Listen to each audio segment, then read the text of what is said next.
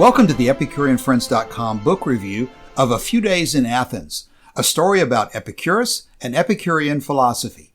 Please keep in mind that A Few Days in Athens is fictional, and the author is giving you her own interpretation of Epicurus.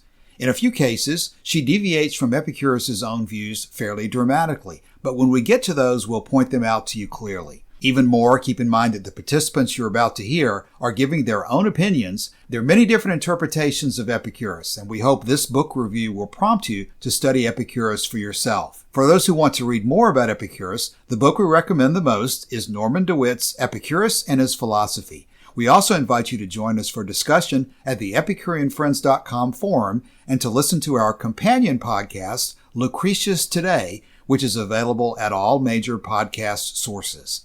Thank you for listening, and we hope you'll enjoy this session, so let's join it now. This is Chapter 7. It was kind of funny when I was looking at it a few minutes ago. I see that there's basically two paragraphs in Chapter 7. There's one very long paragraph with Zenos addressing Epicurus, and then one very long paragraph with Epicurus giving his response. And maybe there's a few other short paragraphs, but basically it's all two relatively concise but deep presentations. And there's all sorts of detail that we should talk about tonight. But the one thing that I want to be sure to stress at the very beginning that I found very interesting about the way she is presenting this is that they go back and forth about what they're not going to talk about. In the course of not talking about it, they do talk about a few other aspects of the differences in their philosophy. But at the same time, they decide that they're going to focus on one particular thing, which obviously this is what Frances Wright has come up with as a way to illustrate the differences between the two schools. And the thing that they come up with is, Zeno says that Epicurean philosophy is false because it leaves an open door to vice. And Zeno says that his own Stoic view of virtue is both correct and the only proper response to the decadence and the decline of civilization. Now, these are my summary paragraphs here on the slide for Chapter 7, but I think that's not too far off. And in response to that, Epicurus defends his view that all virtue arises from pleasure and says that Zeno is wrong about this accusation. He goes ahead and says, I'm going to address your allegation head on so that we don't fail to engage on this central issue. And he says that he himself, Epicurus, accepts men as they are, not as they might wish to be, and that his philosophy brings healing and happiness to men. He says that his own philosophy does not seek to make men great, but to make men happy. And in terms of categories of things they discuss, the last thing they discuss this chapter is that they both seem to be not exactly in a very upbeat frame of mind about the future for Athenian or Greek civilization. It seems like both of them seem to be pessimistic about the future. And they end up sparring back and forth about what's going to happen in the future when we look back on them and categorize them. And Epicurus says that when in the future both Stoicism and Epicurean philosophy are lost and denounced, the fault won't be that of Epicurus, but in his students. I'm going to, as usual, take the benefit of Joshua's great ability to tell some stories and kind of go through here in better detail than I do. But like I say, they're not talking about the nature of the gods here. They're not talking about physics. They're not talking about epistemology. They end up deciding at this point in the book that the most important thing for them to discuss is this issue of which of them best closes the door to vice. It seems like as if perhaps for purposes of argument, they're going to agree to disagree as to the nature of virtue and what we should pursue. But it seems like they decide that maybe it's more productive to talk about vice instead of virtue, and which of them is more effective in steering people away from vice, whatever vice is. So that is the overview of the chapter. And Joshua? So I think a large part of Frances Wright's project in this book is rehabilitating the image of Epicurean philosophy in a world that has quite a lot of opinions about it already. And of course, we know what all these opinions are. We know that Epicurean philosophy, effeminate is a word that's used, I guess degraded or decadent, profligate. So I think that part of the reason she structures this chapter in the way she does and presents it not as what we get in say, Torquatus or Lucretius or one of Epicurus's letters where you sort of go through the philosophy point by point. But settling on this one issue of virtue and vice, I think, is part of her project of rehabilitating Epicurean philosophy for a world raised in such a way that Epicurean philosophy is anathema to all right thinking belief. And so by staking the argument on virtue and vice and the behavior of the students of that philosophy in not just the years but centuries after the founder had passed, and we have, I mean, great sources from the ancient world that attest the behavior of Epicureans in different times and places. When you look at that dispassionately, I think you find people who don't necessarily fit the mold that has been created for them. But as I say, I think that's a big part of the project here is, if you don't want to hear my argument based on pleasure and pain, if you don't want to hear my argument based on physics and epistemology, let me make an argument on your terms, still demonstrate that this is a worthwhile philosophy. In fact, it is somewhat similar to what Cicero has Torquatus in the discussion about illustrious men and the behaviors of, in particular, Torquatus's ancestors and why they did this. And he was able to explain their behavior within an Epicure. And I think all of that is related to what we're talking about here. But I guess that's most of what I have to say about it. Are there other issues here that we could bring up? Joshua, let me make this comment. I don't think you were here with us last week, and we had some discussion preliminary to this about parts of what we were going to discuss tonight. And one of the things you've just brought up in terms of the method of argument, and this is really what I want to hear everybody's commentary on as much as anything else. What do we see as, I think what you just said a moment ago is correct, Joshua, that he ends up arguing, it's almost despite what last week Kevin might have told us, that Zeno might well disagree with the argument about by your fruits you shall know them, because he might disagree that the fruit of Epicurean philosophy in terms of happiness is even something that anybody should want. But it does look to me like in the end, Epicurus is basing his argument, like I said, not on physics and perhaps not even on a sort of a straight logical argument, as much as he's basing it on a very practical, result-oriented look to my philosophy and see what it does to the people who practice it. That's not the only thing I wanted to say about it. It's almost like that his argument is based not on just basically a logical definition of virtue and a logical argument as to how he is most consistent with that definition. He ends up pointing to, again, the practical result of pursuing this particular philosophy. So it's almost like he's rejecting a logic-based approach to winning or losing this argument in favor of a practical result. That is my effort to say something intelligent at the beginning of this episode. We got a good group tonight of people who have no doubt some good things to say. So let's just pass it around. Joshua, unless you have anything else at this point. Well, there are two reference points I might just bring up to sort of frame the discussion. And one of those would be the only real biographical snippet we have about Lucretius, and it's apocryphal and, in my view, almost certainly not true. That's not a universal opinion, but the biographical reference point that we get from, I think, St. Jerome following, I think, Suetonius, if I have both of those correct, in which he says that Lucretius was driven mad by a love potion, possibly administered by his long-suffering wife, who felt neglected by his effort he put into his poetry, and he not just driven mad, but ultimately killed himself.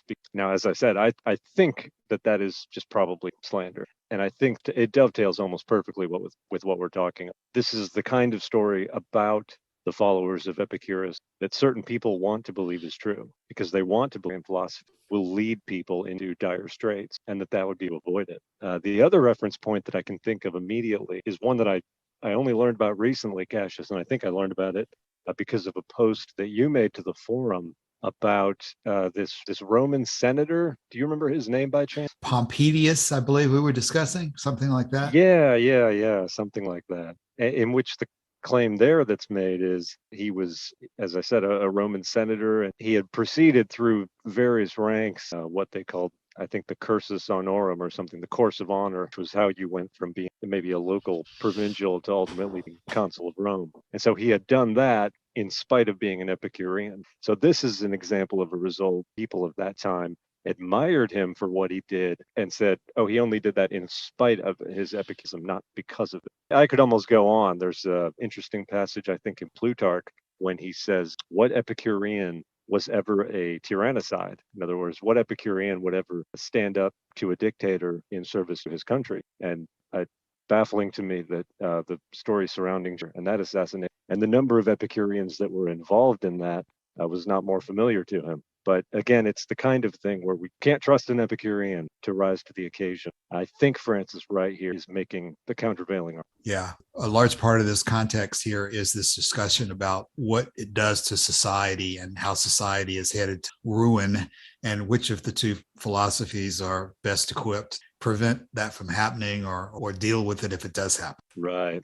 I don't want to monopolize the conversation, but there's something else I just thought of. Okay, go ahead. So Frances Wright, in addition to writing this book, she also wrote a book called Views on Manners and Society in America or something like that. Something like that, yes. She had traveled. She was from Scotland, educated in England, and at quite a young age traveled to the States. And one of the observations that really stuck out in my mind when I read that book, and bear in mind, I think it was published in 2017, she said that when you read the newspapers in America, the only conclusion you could take away from was that the country was on the verge of ripping itself to pieces. But when you go out into the streets and you actually just talk to people, you don't get that idea at all, not even a hint of it. And so I'm sure I had an intelligent thought to wrap that back around, but I can't think of it just now.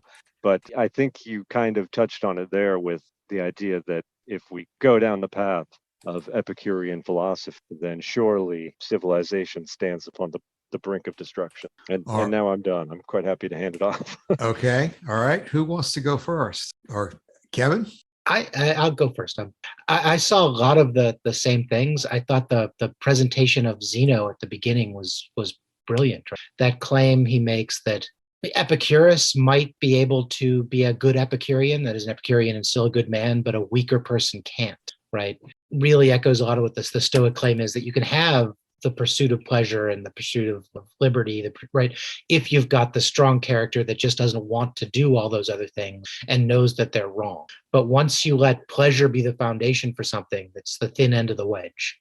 You don't start the way, I mean, the Stoic argument is always, once you let pleasure be the basis for something, you start getting more and more pleasures as opposed to getting the higher, more cultivated, more noble pleasures that Epicurus wants to talk. And I like that bit there, along with the claim. I love the fact that all these people here are really accurate to the views they're supposed to represent, even in the little synopses you get, right? But this idea from Zeno that virtue is perfect, it is the only thing that's perfect, it is utterly uncorruptible, it is a thing in itself. I have no idea what that really means for the Stoics. I've never understood what the foundation of virtue is.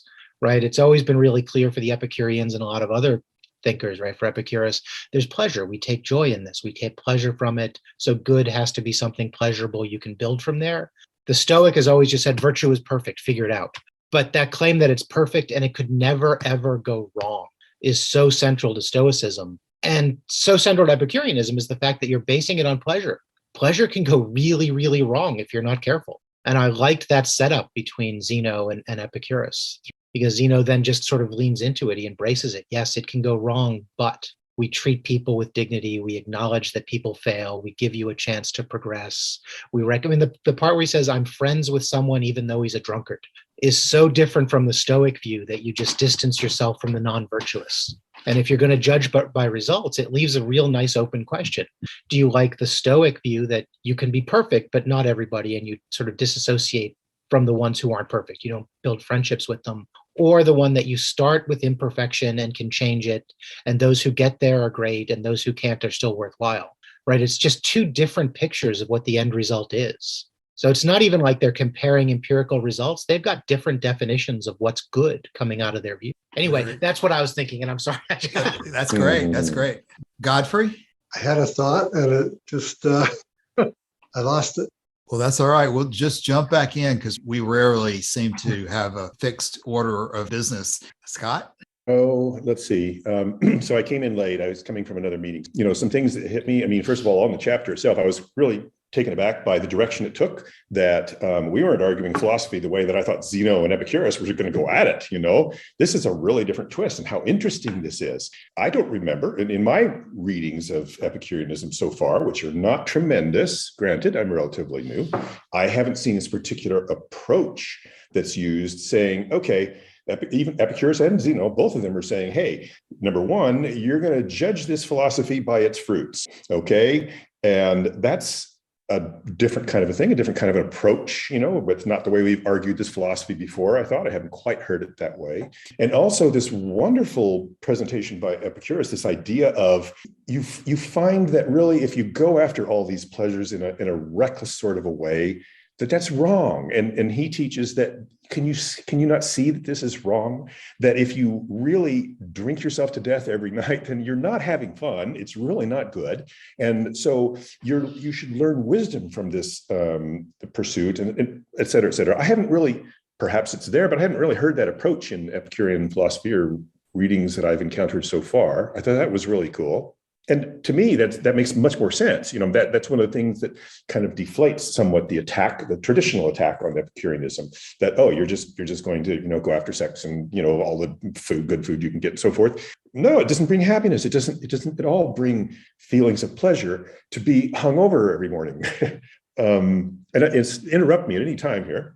But so I was impressed with that. I thought that was very interesting to see. In fact, Zeno in here almost agreeing, but Zeno was saying, yeah, but people are really not going to do that. They're really not going to get that. They're just going to devolve because they're just animals, and they can't be trusted to have this wisdom or something like that.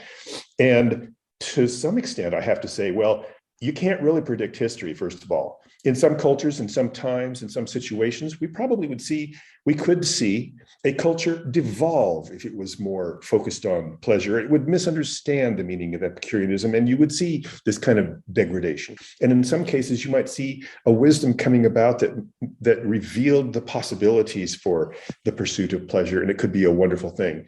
Neither one of them, I think, is guaranteed to go a certain way or not. But I see echoes of this in current political spectrum. I see the right-wing leading people being more of the Stoic variety, the heroic, the great virtues, the strong father sort of approach to things, and the weak, liberal Democrats with their flowers and their peace and so forth like that. They have a difficult time with all their pleasures to stand up to these strong Stoics, don't they? By golly, because they're not waving their swords around like they should be to be threatening at all. So I don't know. Those are some things that are hitting me as I'm seeing this stuff, and I worry myself about can an Epicurean approach, can it really on a large scale be strong, be powerful as it should be? I think it's possible, but in a population, does that really happen? Can it really happen reliably?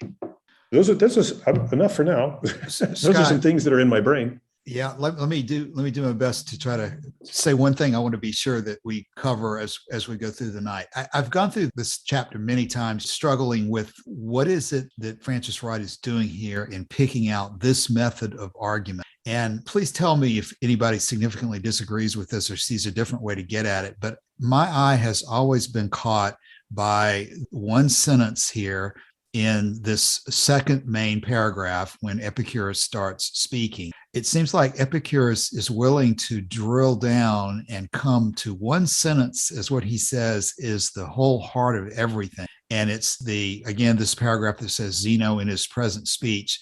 But here's the sentence, quote, "Tell us not that is right, which admits of evil construction, that is virtue which leaves an open gate to vice," end quote. This is the thrust which Zeno now makes at Epicurus, and did it hit, I grant it were a mortal one. So if somebody's looking to get a handle on this chapter, they really better grapple with this particular sentence as the way that she is summing up what the argument is about. I don't know if you guys find that particular sentence or not, but if somebody has a different perspective or has something to say about that sentence, I would really be particularly interested in it, because it's a pretty clear sentence. It's not particularly complicated, but it does seem to be the way that at least Epicurus, and through him, Frances Wright, seems to summarize this issue, that just as you were saying, Scott, that the question is whether Epicurean philosophy can be twisted into an evil philosophy, and that the Epicurean definition of virtue leaves an open gate to vice. That's exactly how I saw it. And pretty much every time you find one of those passages that you think just nails it, I look through and I've underlined it too for pretty much that. But yeah, I think that's exactly what she has here as Epicurus' response. So that the problem Zeno says is basically pursuit of pleasure can be dangerous. Virtue can never be dangerous for the Stoics. So obviously pursuit of pleasure can't be part of virtue. And if that were true, that would totally devastate the Epicurean position. It's just not obviously true. The analogy I kept thinking when I read this is sort of similar to Scott's. The Stoics are sort of advocating abstinence-only sex education. If you do it, it works 100% of the time, right? But only about 10% of people are going to be able to do it, and that might be high.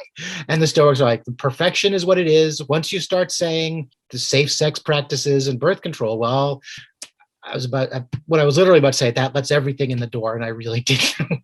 You can edit that out of the recording. No, that's good. That's good. But once you start weakening it a little bit, the Stoic attitude is the whole house of cards is going to fall down. So obviously the only way to go is virtue. Virtue can't be pleasure.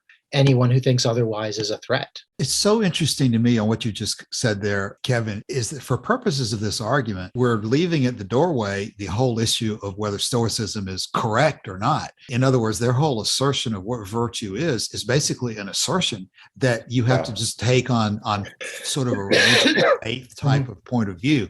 And so I would have thought that this big confrontation between Zeno and Epicurus would have been an argument back and forth as to what is the nature of virtue and whether they're right or not in their characterization of it. But that isn't what she chooses to focus on here. I don't know if she figures that that's just an impossible argument to prove, so I'm not going to have it. I'm just going to come back to this practical level of what are the practical results of philosophy as opposed to whether it's right or wrong. But then the practical results is very Epicurean also. Does this work out and make people happier, as opposed to, is this your duty and the right thing, right? Yeah, the whole thing just seems so authentic. Yeah, go. Oh, okay, thank you. They're kind of opposites in that way also, because if you're striving to do your duty and live a life of virtue, you can become miserable. Whereas if you're striving to have a life of pleasure, it's dangerous because you could go off the rails. So I think Epicurean philosophy kind of covers, you use wisdom prudence to prevent going off the rails. But I don't know if there's a similar safety valve for Stoicism, because there's no choice in rejection among virtue and vice. It's virtue all the time and only virtue. Right. Whereas when it comes to pleasure and pain, you have to do the math, and sometimes you'll accept pain if it leads to greater pleasure, that sort of thing. Sometimes you'll avoid pleasure if it leads to pain. But the construction of virtue does not allow for that kind of analysis. It's very much an all or nothing kind of affair. So actually, Epicureanism is more of a philosophy of personal responsibility, where Stoicism is a set of rules that you follow. Fundamentalist, sort of. Exactly, yeah. There's a twist of that. Yeah. Yes. Well, I mean, there's some calculation in both of them, but really, yes, there's more calculation in calculating pleasures and weighing them against themselves and evaluating what is the best path forward. But there's still some calculation in the virtue approach and stuff. But I grant you that that's it. But it also takes a twist towards the end here that's really interesting, where they sort of end up talking about, well, what's really going to happen to these two philosophies going forward? They're really trying to predict the future a little bit. And we're talking about how Epicureanism is at risk for degenerating, because of its nature, whereas the Zeno approach is saying, well, no, it's not, that's virtue doesn't have that problem. You can obviously, it's Epicureanism is not as good because, virtue stands strong. It's blah, blah, blah. But down here, this question near one of the next to last paragraph or third to last, it says, Epicurus says, it will be equally the degeneracy of man that shall cause the discarding of your doctrine, Zeno, and the perversion of mine. Don't try to pretend that Epicureanism is a greater risk, because nobody was going to want to put up with this highfalutin value of yours that nobody can really understand exactly anyway. It's just asserted.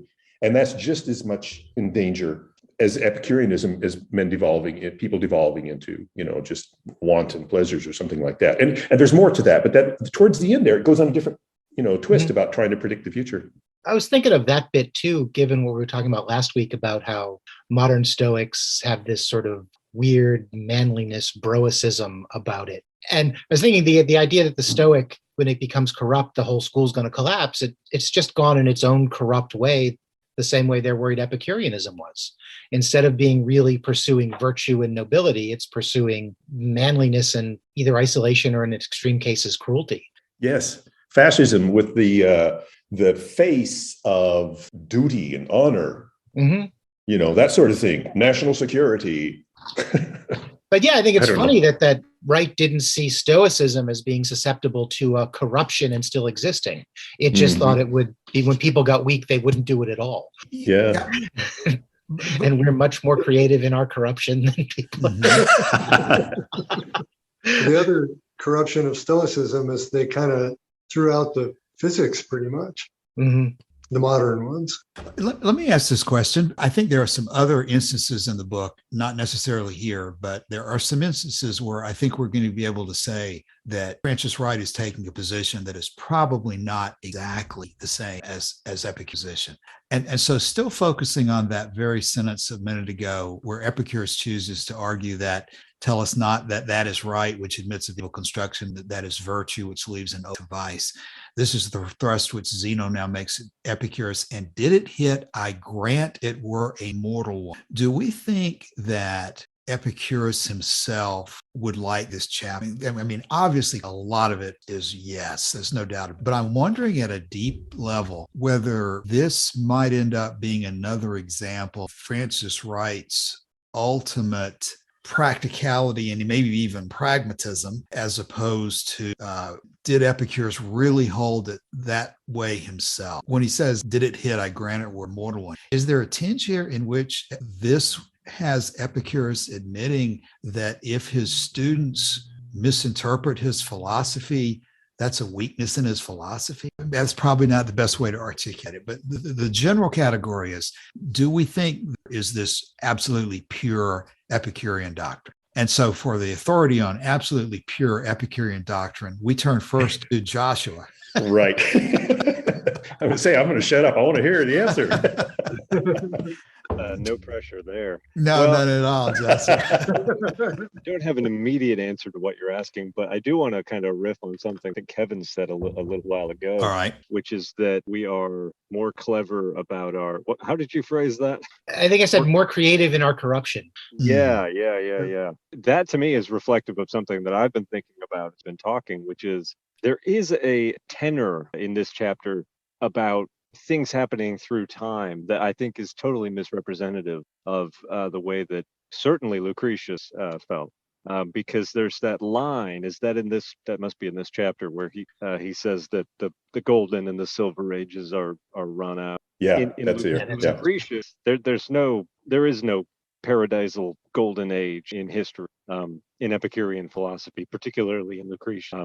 They have no time for the idea that sometime, 500 years ago, everything was great. There was no war, there was no murder, there was no infidelity, everything was perfect. Then the corruption sort of crept in. Lucretius' view, and the reason I bring up what Kevin said is he almost says exactly what Kevin just said, which is that from his point of view, the ancients were every bit as prone to corruption as the Romans of Lucretius's time were, with one notable exception, which was that the cultural and technological Lucretius's time meant that the scene of human corruption was on a far greater scale. So instead of, people dying from nature red in tooth and claw, as they would have done in more primitive time, instead you have whole populations just being wiped out in war or in shipwreck.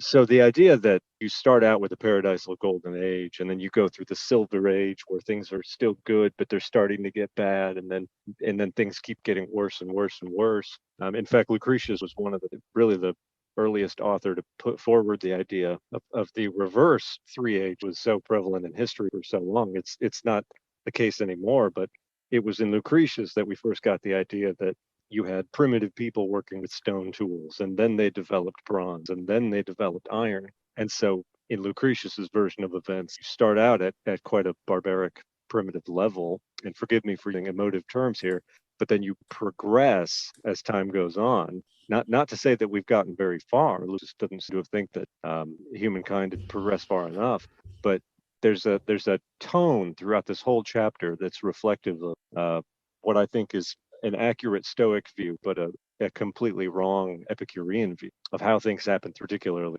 in the historical. And Cassius, I've already forgotten your question. So well, no, your answer ended up being not entirely unrelated to mine. I'm just going back and asking to what extent there are things in this chapter that might not be 100% proof Epicurean philosophy. Frances Wright does, I think, and I think we'll see it as we go forward in the book, have a tendency to be very, very, very pragmatic and not theoretical. And I don't know if that's showing up here or not. You're just giving a good observation. Certainly the Epicureans didn't accept the idea. But I was trying to trace back in Lucretius what exactly they did say about, I don't think there was by any means a golden age, though. Kevin, do you remember a golden age in Lucretius? There's certainly a progression like Scott's talking about in terms of technology for killing ourselves. I seem to remember poison as maybe an example that he gave. Poison, Cash, is an example of what people were doing to each other in Lucretius's time. Right. He was saying, in the primeval forest, people were dying of snake bites, but now we poison each other by alternative means. And so it was the idea that the problem hasn't really changed. It's just the scale or the scope of the problem has become magnified, and not intentionally, but just as a byproduct of culture and of civilization. I haven't read Lucretius in years, so I'm sorry. And when I did, I probably didn't understand it. But it just seems like any Epicurean is going to sort of deny the whole idea of social progress, at least if there's an end point towards it, right? We're not progressing towards anything, so we can't be decaying towards anything either. Right? The world just is. Part of it's horrible, part of it's good. Virtue is creating the good part. And I think that's a little simplistic, but there's nothing we're progressing towards, even in the way the ancient Stoics at least would have. With Gottfried pointed out that modern Stoics have dropped the metaphysics from it, that the ancient Stoics would have thought the universe is progressing towards something. And that makes it good for that reason. That there's nothing there but atoms and void for the Epicurean. So this idea of progress to a golden age or decay from a golden age has to be illusion, right? I kind of like the idea Joshua was just saying, that Lucretius says, yeah, the ancients were just as bad as we were, just in different ways. There was good things in different ways. It's what you make of it at the time you're there. Kevin, I'm reminded of one of the earlier chapters of this book in which they're having this conversation about Homer and whether, any person living in the context of that time could be the next Homer, as it were, could rise to those heights. And I think there are schools of Greek thought who would say that, who would have said anyway, that Homer was like the unapproachable apogee of great culture, and that nothing we do is ever going to rise to those heights. But Epicurus in this book is saying, no, you could. You have the right, the right mixture of skills and talents and personality traits, but it's not impossible. Well, since there's a ghost walking through the room, I could just throw something out here. Go ahead, Scott. Go ahead. So to quell the silence. Just stop me if I'm wrong here, as always. But I feel from the Stoic perspective and from some modern perspectives also this great value of having a teleology, a goal, to go towards. People are motivated by that, and they become that becomes a powerful cultural force. And those cultures that are highly motivated will do things. And when not motivated, no matter how successful they might be in, I'm devil's advocate here, no matter how successful they might be in successfully pursuing a pleasurable lifestyle and living these wonderful, comfortable lifestyles, really, truly happy, benevolent people, kind to each other and so forth, and enjoying sharing and blah, blah, blah. It's the bitter, frightened and angry people who have a target to go after that tend to succeed. And I'm kind of repeating some of what I've said earlier in some ways, but it just, some of the stuff that has been said, that Kevin was saying, made me think of this, is that, how successful, and I'm concerned, I'm not just concerned about Epicureanism as a philosophy. I think it's great, it's fascinating, I love to study it and so forth, but I'm concerned also as a human being trying to live with this stuff going forward. Is this something that can work well? Does it have a path forward? We know that it eventually faded out. Christianity kicked its butt. And some of the reasons we know that Epicureanism eventually lost to it was probably because of the organization and power that was behind Christianity.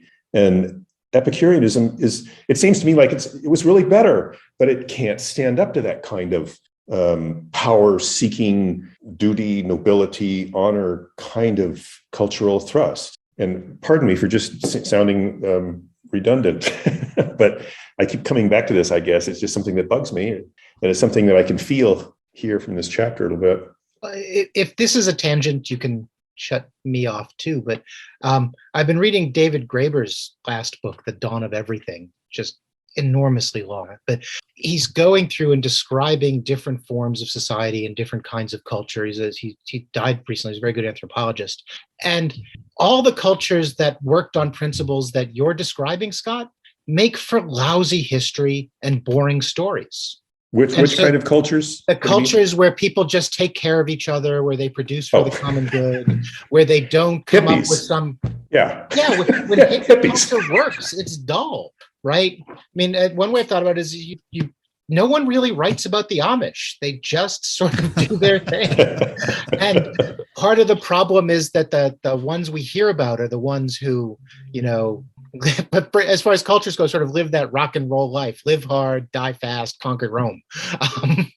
And the cultures that have the Epicurean, what you've been describing as the Epicurean, take care of people, produce pleasure, right? Live moderately, are not the ones that create the kind of history we hear about. So it's not that those cultures don't work. They just don't end up in history books, right? They can get overrun. Yeah. It's easy to overrun them because they're just too damn sweet. Mm-hmm. Look at the Dalai Lama and all the Buddhists in Tibet. Their army wasn't too impressive. Are they going to stand up to China? No. Yeah. Mm-hmm. And I think that the quality of life when you have an Epicurean lifestyle is much higher. I think people really suffer in these tense cultures of heroicism and stoicism and so forth. I think it's really anxious and unpleasant, but nonetheless, nature doesn't really care whether we're happy. I mean, that may sound crazy coming from a semi-Epicurean, but nature doesn't give a damn if we're happy or not. Whatever succeeds and puts more, genetic code on the table for this group wins the day. To digress a little, that was I studied architectural history. Well, I studied architecture, but we had to take architectural history. That was something I noticed back then without this context. But everything you read about is all the cathedrals and the great monuments. There's nothing about Scandinavia, which is the happiest place on earth. Interesting. At the time, I was like, why is that? Now, of course, I have more context to it, but just a sidelight. Problem is that nature ultimately doesn't have wisdom, which sounds crazy, but it just goes and goes and goes. And whatever succeeds goes. And so it can end up destroying itself and others and so forth because of its sheer hunger to continue going and forwarding itself. And wisdom like Epicureanism can be a salvation to that, can be a wonderful offset. But, again, there's the problem with that it tends to just get run over. Well, that and the whole definition of Stoic wisdom is that you're wrong. It has a purpose and the wise person knows it. I really do. I mean, this has come up with me a couple times too. I'm baffled that through most of the Middle Ages, they thought that Epicurus was a Stoic, just writing a little differently. I mean, the core differences between the views just stark, right? And to come back to the book, I love the way Frances Wright has them. Cassius was asking why she set the debate up this way, and I'm not sure you can set it up any other way. They're not going to agree to the basic terms of each other's argument. It's got to be a case of who's living better lives, right? It's almost got to be advertising. We're happier over here. We're kinder over here, right? To draw people in so that they can live the different lives, because there's not much of an argument between them, right? I think the whole point here of Theon trying everything on instead of debating it out, seeing what it's like to live in the Stoa, what it's like to live in Epicurus's garden, I think is part of the point here. And that the Greeks were looking for a happy life. I mean, that was part of the good, was the happy life. So that, yeah, what you're saying reinforces that. Scott, I would say that, as usual, some of your comments spur me to think outside the box a little bit and some of just our normal Epicurean discussions. And something you said a few minutes ago, and Kevin is mentioning as well, that these civilizations that do tend to operate more by Epicurean principles, nobody writes about them, they don't find them as exciting. And in fact, they tend to get overrun by other civilizations over time. I have no answer to that, but I would observe that, at least in my case, being overrun by a foreign civilization would tend to make me unhappy. I would tend to find that a less pleasing experience than the continuation of my pre-existing Epicurean civilization. So I don't think it's inherent within Epicurean philosophy that, and I think Cassius Longinus would probably say that it was not inherent within Epicurean philosophy to just simply let Caesar do what Caesar wanted to do. He was willing to assassinate Caesar, raise an army, fight against him. And I don't think it's inherent within Epicurean philosophy that you basically are such a pacifist that you sit and take whatever comes. But it seems clear, as you said, Christianity, other religions basically overran and drove any Epicurean movement that was in existence at the time out of existence.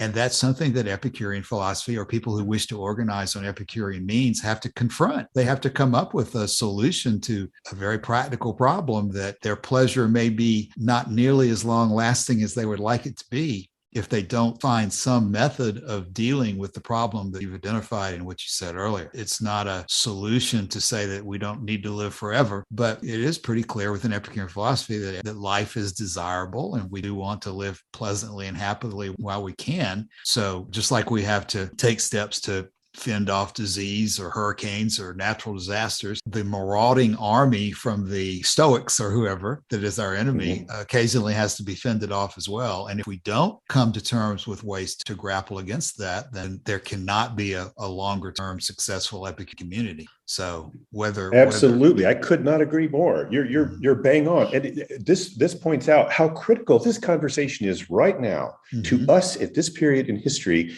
And always has been. This risk has always existed. But look at what we're facing right now in the world geopolitically because of these, in some ways, I don't want to overcharacterize, but in some ways, these same two sorts of camps. If you think about it, there's a lot of parallels here between the kinds of fascism and fundamentalism that we're seeing and populism that we're seeing and the liberal democracy approach to the world. I highly recommend that people go read Anne Applebaum's testimony in front of the Foreign Relations Committee, United States Foreign Relations Committee. It was just like 2 or 3 days ago. Anne Applebaum, check it out. It's not an incredibly long read, but what a statement about how liberal democracy and the kind and the world that wants justice and peace and so forth needs to respond to this tremendous growth of power and treachery and corruption that's out there in the world. If we don't stand up and get it together, we will be run over like, the Dalai Lama. He is not happy that he got run over and kicked out of his own country, but didn't have much of an army. They didn't rise to the occasion quick enough. They were late to the game. And it is still such a critical thing, I think, that we need to think about. We need to toughen up. And if kindness and peace and justice are going to have a place in the world, you got to make a place for them. You can't be a wuss about it. You're going to have to take some strong actions. For practical reasons, we have a rule against going too far into politics. We've probably gotten pretty close to that. Yes, but I apologize. But wait a minute. But now you have raised in my mind something fascinating that I've never heard before. So without getting into the politics of it, are you telling me that the Dalai Lama had an army? Yes, they had a very weak army. They were quickly overrun by the Chinese. Yeah, they were ineffectual. There was a little fighting for a while, but yeah, they couldn't stand up at all. I did But not they did. realize that. That's Yeah. an interesting thing to do some reading A about. Buddhist army. Yeah, for God's sake. My gosh. Pacifist army, which Wow. that's like me. I call myself a militant pacifist in a way. You can probably tell that.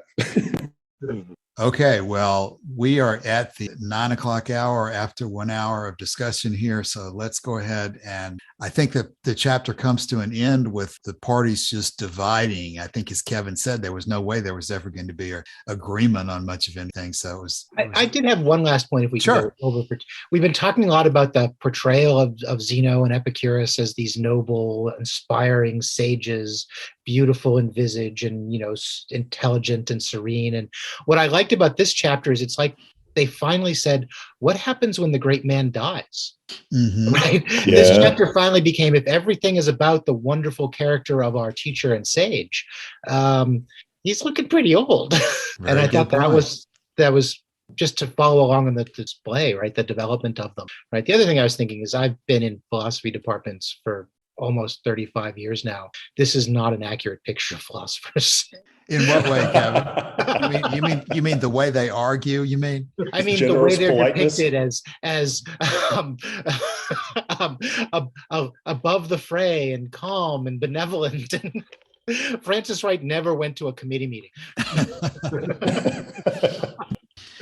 Okay. Well, very good. This has been a very good session. I expected it to be based on this content in chapter 7. All right. Well, very good. We'll declare the chapter 7 summary complete for the evening, and we'll come back next week.